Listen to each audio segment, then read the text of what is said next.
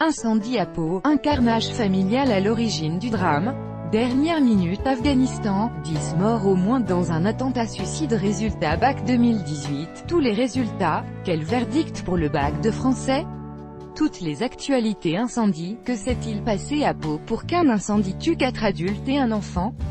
Pour l'instant, les circonstances du drame survenu dans la nuit de lundi à mardi restent floues, mais un adjoint suggère un drame familial. Mis à jour le 18 juillet 2018 à 10h04, un incendie a tué 5 personnes dont un enfant dans la ville de Pau, dans les Pyrénées-Atlantiques, au petit matin ce mardi 10 juillet 2018.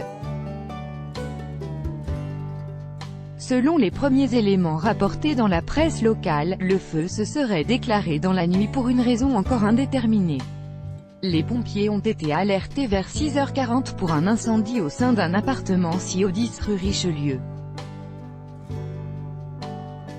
C'est là qu'ils auraient découvert les 5 victimes, 4 adultes et un enfant, dont les âges n'ont pu être déterminés compte tenu de l'état des corps. L'appartement est situé au premier étage d'une résidence qui en compte 4.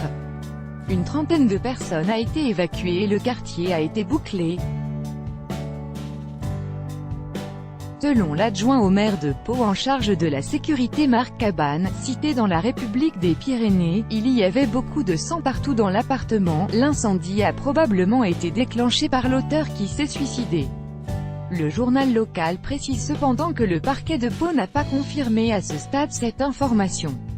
La REP indique également que l'appartement où a eu lieu le drame était celui d'une famille d'Espagnols.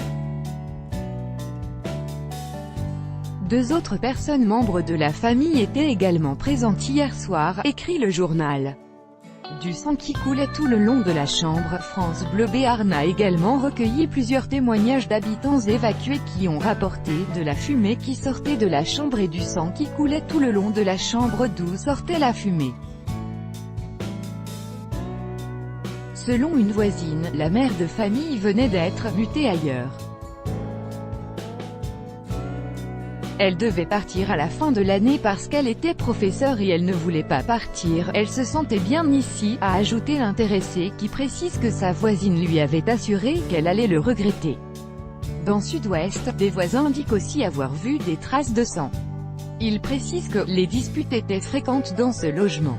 L'AFP indique de son côté que l'incendie n'était pas violent et qu'il a été rapidement maîtrisé par les soldats du feu. Seul le canapé se consumait. Selon l'agence de presse, les pompiers ont été appelés par une personne qui ne pouvait pas ouvrir la porte de l'appartement dans lequel a eu lieu l'incendie.